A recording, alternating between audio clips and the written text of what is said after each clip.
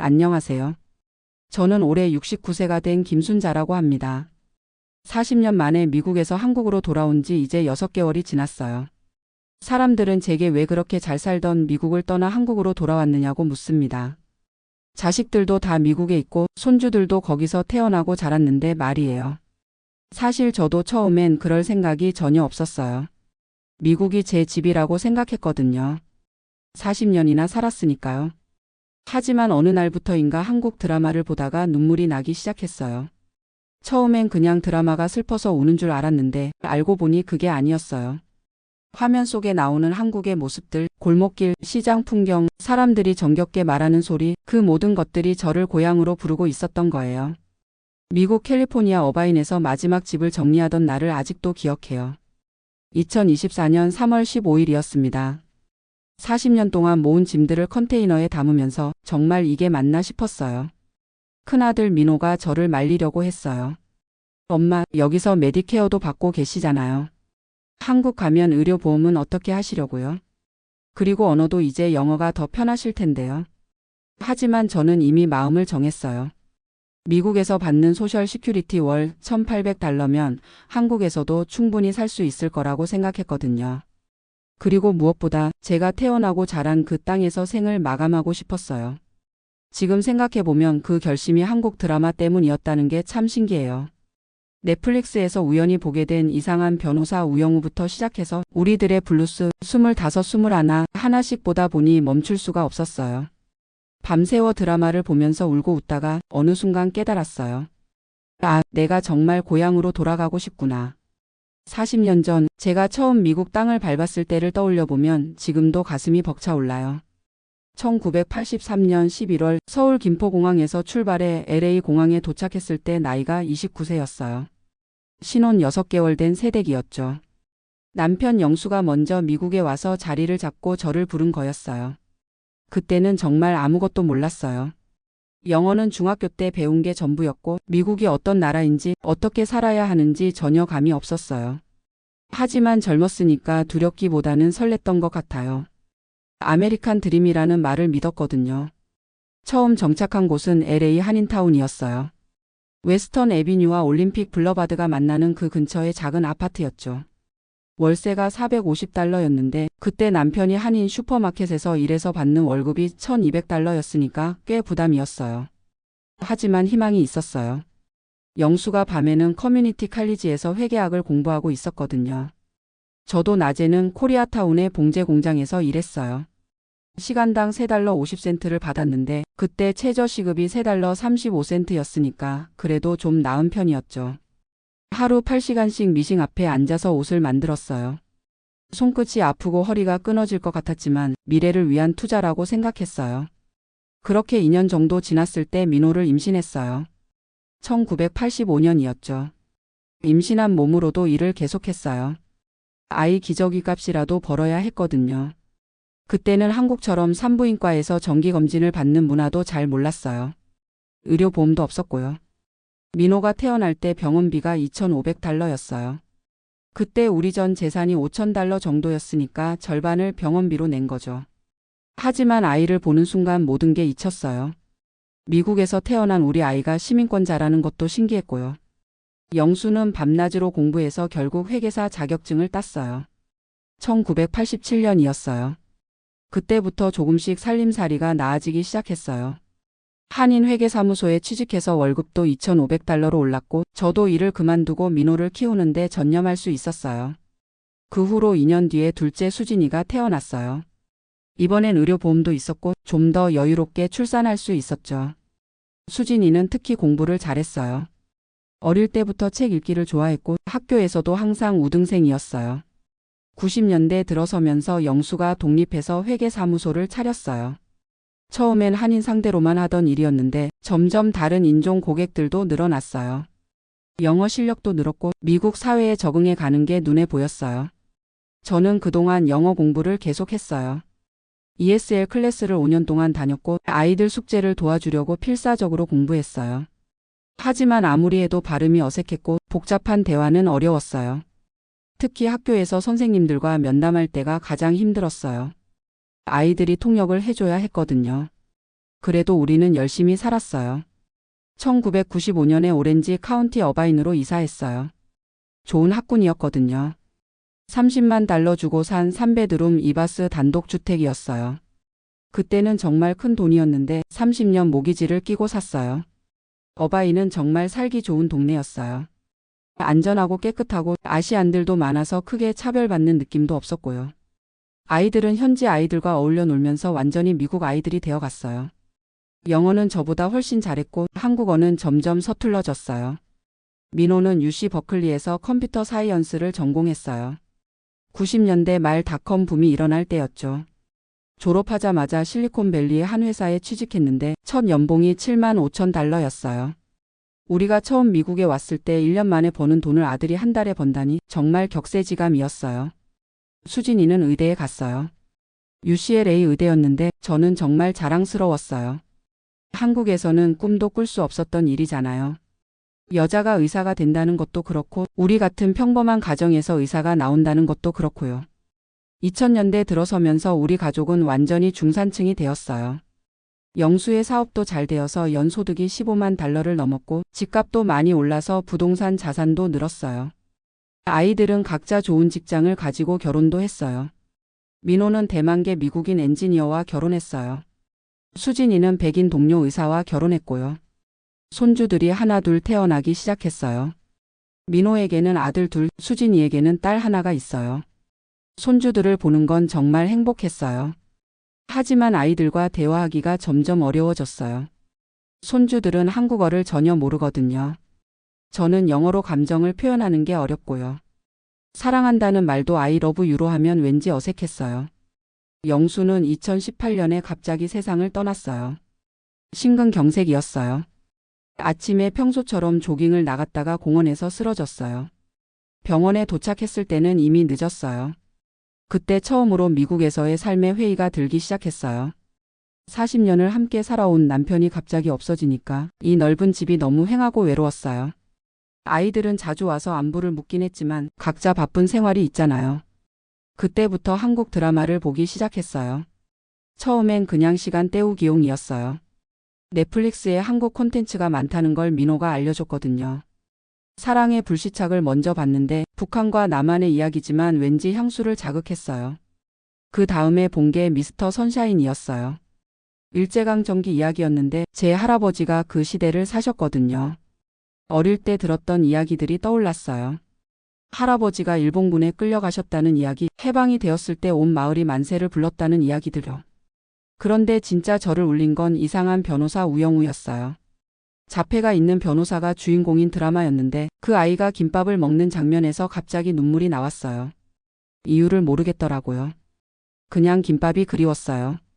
미국에도 김밥은 있지만 한국의 그 김밥이 아니잖아요. 우리들의 블루스를 볼 때는 완전히 무너졌어요. 제주도가 배경인 드라마였는데 그 바다를 보는 순간 가슴이 터질 것 같았어요.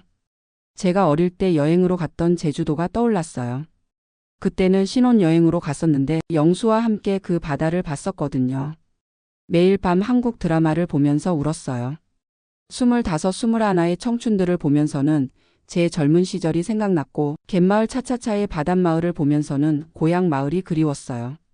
빈센조의 서울 풍경들, 동백꽃 필 무렵의 시골 전경, 모든 게 저를 한국으로 부르고 있었어요. 드라마 속에서 사람들이 하는 말투도 그리웠어요. 어머나 세상에, 아이고 그럼 안 되지, 이런 자연스러운 한국어 표현들이요. 40년 동안 영어로 살아오면서 잃어버린 제 모국어의 감정들이었어요. 특히 드라마에서 할머니들이 나올 때마다 가슴이 뭉클했어요. 우리 새끼야, 얘야 하면서 손주들을 부르는 모습을 보면 저도 모르게 눈물이 났어요. 제가 손주들한테는 그랜드마로만 불리거든요. 할머니라고 불러주는 손주가 한 명도 없어요. 2023년 여름 무빙이라는 드라마를 봤어요. 초능력자들의 이야기였지만 그 안에 담긴 가족애와 희생정신이 너무 한국적이었어요. 부모가 자식을 위해 모든 걸 바치는 모습, 그게 바로 우리 세대의 이야기잖아요. 그날 밤 저는 결심했어요. 한국으로 돌아가겠다고. 미국에서 아무리 잘 살아도 제 마음의 고향은 한국이구나 하는 걸 깨달았어요. 69세의 나이에 새로운 도전을 하는 게 두렵긴 했지만 남은 인생을 후회하며 살고 싶지는 않았어요. 아이들에게 말했을 때 반응은 예상했던 대로였어요. 민호는 강력하게 반대했어요. 엄마, 미국에서 받으시는 소셜 시큐리티랑 메디케어 혜택을 포기하시는 거예요. 한국은 물가도 많이 올랐고 의료비도 비쌀 텐데요. 수진이도 걱정했어요. 엄마, 40년 만에 가시면 아는 사람도 없을 텐데요. 그리고 서울은 완전히 달라졌어요. 엄마가 기억하시는 그 한국이 아닐 거예요. 하지만 저는 마음을 바꾸지 않았어요. 미국에서 받는 소셜 시큐리티 월 $1,800면 한국에서도 충분히 살 수 있을 거라고 생각했어요. 그리고 무엇보다 돈으로 살 수 없는 마음의 평화가 필요했어요. 집을 파는 것부터 시작했어요.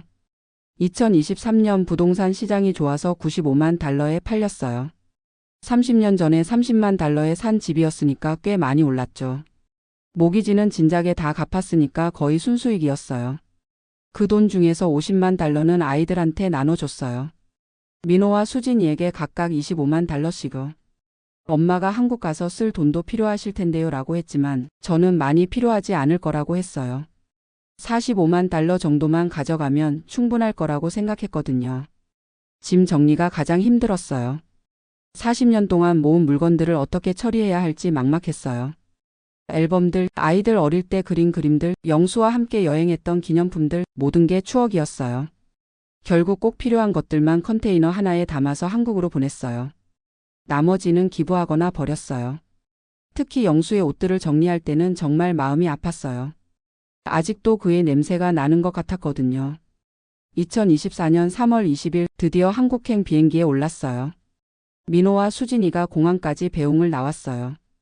손주들도 함께 왔고요. 작별 인사를 나누면서 모두 울었어요. 할머니, 언제 다시 와요? 막내 손주 에밀리가 물어봤어요. 저는 대답할 수 없었어요. 아마 이번이 마지막 작별일지도 모른다는 생각이 들었거든요. 12시간의 비행 끝에 인천공항에 도착했어요. 40년 만에 밟는 한국 땅이었어요. 공항에서부터 모든 게 달랐어요. 김포공항에서 출발했는데 인천공항으로 도착하니 완전히 다른 나라 같았어요. 일단 서울역 근처 호텔에서 일주일 정도 머물면서 집을 구했어요. 부동산을 통해 강남구의 작은 원룸을 월세로 구했어요. 보증금 5천만 원에 월세 120만 원이었어요. 미국 돈으로 따지면 보증금이 $4만, 월세가 $900 정도였죠. 그런데 살아보니 생각보다 돈이 많이 들었어요. 전기, 가스, 인터넷, 핸드폰, 관리비까지 하면 월 생활비가 200만 원은 넘었어요. 거기에 식비, 교통비, 의료비까지 하면 소셜 시큐리티로는 빠듯했어요. 무엇보다 충격적인 건 물가였어요. 마트에서 장을 보는데 모든 게 비쌌어요. 사과 한 개가 3,000원, 돼지고기 1kg이 2만 원, 미국보다 오히려 비싼 것 같았어요. 의료보험도 문제였어요. 국민건강보험에 가입하려면 국내 거주 확인이 필요한데 여러 서류를 준비하는 게 복잡했어요. 그동안은 개인 보험을 들어야 했는데 69세 나이에 보험료가 월 40만 원이었어요. 하지만 무엇보다 힘든 건 외로움이었어요. 40년 만에 돌아온 한국에는 아는 사람이 아무도 없었어요. 옛날 친구들 연락처도 잃어버린 지 오래였고 혹시나 해서 찾아본 동창들은 이미 돌아가신 분들이 많았어요. 언어도 문제였어요. 한국어를 까먹은 건 아니지만 40년 동안 영어로 살다 보니 자연스럽지 않았어요. 특히 요즘 젊은 사람들이 쓰는 말은 전혀 이해할 수 없었어요. 대박, 쩐다, 멘붕 같은 말들요. 핸드폰 사용법도 어려웠어요. 미국에서는 아이들이 다 해줬는데 혼자서 앱 설치하고 인터넷 뱅킹하고 하는 게 너무 복잡했어요. 키오스크로 음식 주문하는 것도 처음엔 헤맸어요. 그래도 좋은 점들도 있었어요. 지하철을 타고 서울 이곳저곳을 다니는 게 신기했어요. 40년 전에는 2호선밖에 없었는데 이제는 9호선까지 있더라고요.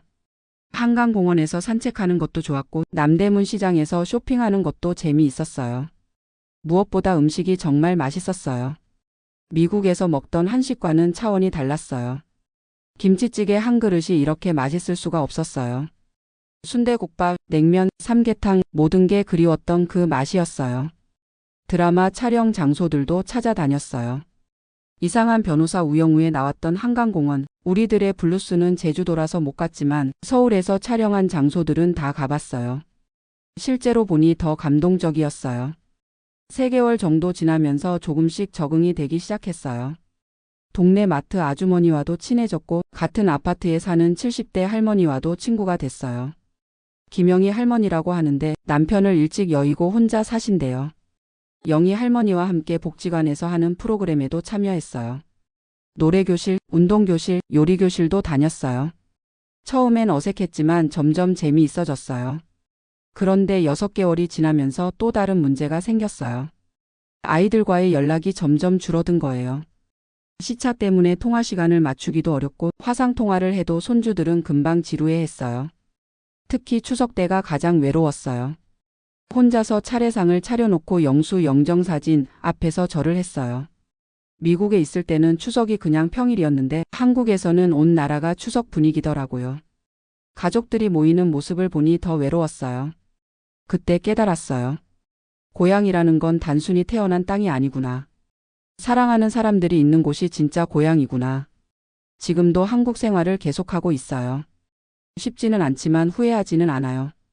드라마를 보면서 그렸던 그 낭만적인 한국은 아니었지만 제가 태어나고 자란 이 땅에서 생을 마감할 수 있다는 것만으로도 의미가 있어요. 요즘은 한국 드라마 보는 재미가 더 커졌어요. 이제는 배경이 되는 장소들을 실제로 알고 있거든요. 아, 저기 가봤는데 하면서 보니까 더 현실감이 있어요. 민호와 수진이는 올 크리스마스에 한국에 온다고 했어요. 손주들도 함께 올 예정이에요. 40년 만에 한국에서 가족들과 함께 보내는 첫 번째 크리스마스가 될 거예요. 아이들에게 한국의 겨울을 보여주고 싶어요. 눈 오는 경복궁, 명동의 크리스마스 트리, 한강에서 치킨과 맥주도 함께 먹고 싶어요. 손주들이 한국어를 전혀 모르는 게 아쉽지만 이번 기회에 조금이라도 가르쳐 주고 싶어요. 할머니라는 호칭부터 시작해서 사랑해라는 말도 한국어로 알려주고 싶고요. 영희 할머니는 저에게 이런 말을 했어요. 순자야, 내가 용기가 있어서 돌아온 거야. 많은 사람들이 고향을 그리워하면서도 돌아올 엄두를 못 내거든. 힘들어도 여기서 새로운 인생을 시작하는 거야. 맞는 말이에요. 69세에 새로운 인생을 시작한다는 게 쉬운 일은 아니에요. 하지만 제가 선택한 길이니까 끝까지 가보려고 해요. 요즘은 새로운 취미도 생겼어요. 복지관에서 하는 사진 교실에 다니고 있어요. 스마트폰으로 사진 찍는 법을 배우고 있는데 의외로 재미있어요. 한국의 사계절을 사진으로 남기고 싶어서요. 봄에는 여의도 벚꽃, 여름에는 한강 야경, 가을에는 단풍, 겨울에는 설경까지 모든 계절을 카메라에 담아서 미국에 있는 아이들에게 보내주고 있어요. 엄마가 보내주신 사진 보니까 정말 한국이 아름답네요. 수진이가 그런 메시지를 보내왔어요. 그 한마디가 저에게는 큰 힘이 됐어요. 미국에서 마지막으로 본 한국 드라마는 눈물의 여왕이었어요. 재벌과 며느리의 이야기였는데 그 드라마에서 주인공이 한 말이 지금도 기억나요. 집은 사람이 만드는 거예요. 건물이 집이 아니라 사람이 집이에요. 그 말이 맞는 것 같아요. 저에게 진짜 집은 사랑하는 사람들이 있는 곳이에요. 하지만 동시에 제가 태어나고 자란 이 땅에서 마지막을 맞이하고 싶다는 마음도 진짜예요. 한국에 온 지 6개월, 아직도 적응 중이에요. 매일매일이 작은 모험이에요. 새로운 길을 찾아가고 새로운 사람들을 만나고 새로운 것들을 배우고 있어요. 가끔 후회될 때도 있어요. 특히 아플 때나 외로울 때는 더 그래요.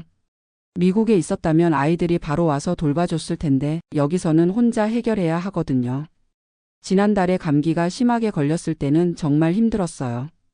영희 할머니가 죽을 끓여서 가져다 주셨는데 그때 새삼 고마웠어요. 가족이 아니어도 이렇게 돌봐주는 사람이 있다는 것이요.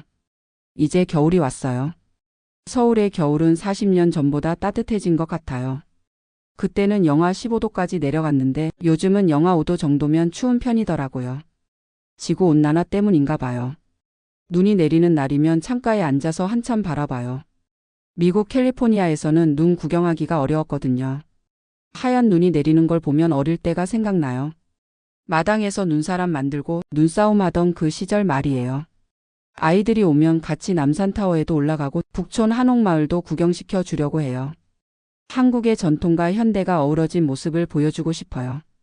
그리고 무엇보다 할머니가 왜 이 땅으로 돌아왔는지 이해시켜주고 싶어요. 돌이켜보면 한국 드라마가 저를 고향으로 이끌었지만 진짜 이유는 따로 있었던 것 같아요. 나이가 들면서 자신의 뿌리를 찾고 싶어하는 마음, 마지막 인생을 의미 있게 보내고 싶은 마음이었을 거예요. 미국에서의 40년은 성공적이었어요. 아메리칸 드림을 이뤘고 아이들도 훌륭하게 키웠고 경제적으로도 안정됐어요. 하지만 항상 뭔가 아쉬움이 있었어요. 내가 진짜 나다운 삶을 살고 있는 건가 하는 의문이요. 한국에 와서 깨달은 건 제가 진짜 원했던 건 성공이 아니라 평화였다는 거예요. 마음의 평화, 정체성의 평화, 존재의 평화 말이에요. 지금도 쉽지 않은 나날들을 보내고 있어요. 경제적으로도 빠듯하고 외롭기도 하고 몸도 예전 같지 않고요. 하지만 마음만은 편해졌어요. 더 이상 어디에 속해야 할지 고민하지 않아도 되니까요. 한국 드라마들을 다시 보면서 느끼는 건 이제는 관객이 아니라 그 속의 일부가 됐다는 거예요. 드라마 속 할머니들의 모습이 더 이상 남의 일 같지 않아요. 저도 그런 할머니가 됐으니까요. 복지관에서 만난 할머니들과 함께 드라마 이야기를 할 때가 가장 즐거워요. 어제 그 드라마 봤어요? 아이고 그 남자 주인공 참 잘생겼더라고요.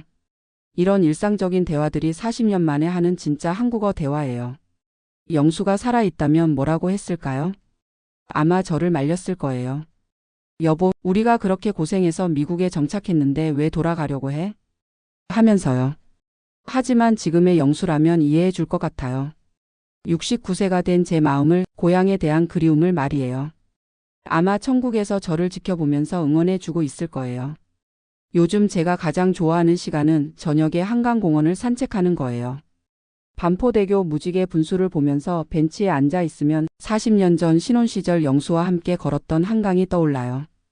그때는 지금처럼 개발되지 않았지만 더 자연스럽고 정겨웠어요. 한강을 바라보면서 생각해요. 강물은 계속 흘러가지만 강은 그 자리에 있다고. 저도 40년 동안 미국에서 흘러갔지만 결국 제 자리로 돌아온 거 아닐까요? 앞으로 몇 년을 더 살지 모르겠어요. 하지만 이 땅에서 마지막을 맞이할 수 있다는 것만으로도 감사해요. 아이들이 걱정하는 만큼 외롭지도 않고 생각보다 적응도 잘 되고 있어요. 내년 봄에는 진해 벚꽃축제에 가보려고 해요. 영희 할머니와 함께 여행을 계획하고 있어요. 40년 만에 하는 국내 여행이에요. 설레기도 하고 기대도 돼요. 제가 한국 드라마를 보면서 꿈꿨던 것들을 하나씩 실현해 나가고 있어요. 전통시장에서 장보기, 지하철 타고 서울 구경하기, 한강에서 치킨 먹기, 눈 오는 날 거리 걷기, 모든 게 소중한 경험이에요.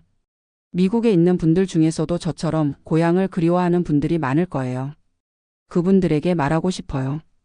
나이는 숫자에 불과하다고, 69세에도 새로운 시작이 가능하다고요. 물론 쉽지는 않지만 용기를 내면 못할 것도 없어요. 한국 드라마가 저에게 용기를 줬듯이 제 이야기도 누군가에게는 용기가 됐으면 좋겠어요. 고향을 그리워하는 모든 분들에게, 꿈을 포기하지 않는 모든 분들에게 말이에요. 지금 이 순간도 넷플릭스에서 새로운 한국 드라마가 올라오고 있을 거예요. 그 드라마들을 보면서 또 누군가는 고향을 그리워할 거고 또 누군가는 용기를 얻을 거예요. 드라마의 힘이란 바로 그런 거 아닐까요? 마지막으로 하고 싶은 말은 고향이라는 건 단순히 지리적인 공간이 아니라는 거예요. 마음이 편안한 곳, 자신다울 수 있는 곳, 진정한 자아를 찾을 수 있는 곳이 바로 고향이에요. 저에게는 그곳이 한국이었어요. 40년의 우애를 거쳐서 찾아온 저의 진짜 집이에요. 비록 혼자이지만 외롭지 않고, 비록 어렵지만 후회하지 않아요. 69세의 늦은 귀국, 한국 드라마로 시작된 향수병이 이끌어낸 인생의 마지막 모험이 아직도 계속되고 있습니다.